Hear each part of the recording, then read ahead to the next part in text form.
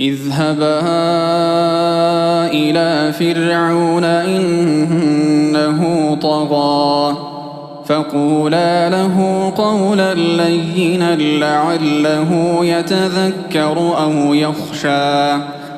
قالا ربنا إننا نخاف أن يفرط علينا أو أن يطغى.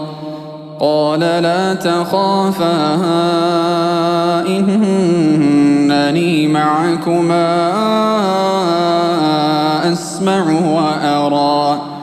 فأتياه فقولا إنا رسولا ربك فأرسل معنا بني إسرائيل ولا تعذبهم قد جئناك بآية من ربك والسلام على من اتبع الهدى.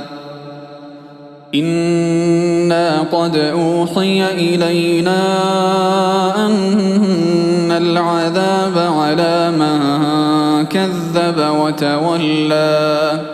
قال فمن ربكما يا موسى؟ قال ربنا الذي أعطى كل شيء خلقه ثم هدى. قال فما بال القرون الأولى؟ قال علمها عند ربي في كتاب لا يضل ربي ولا ينسى. الذي جعل لكم الأرض مهدا وسلك لكم فيها سبلا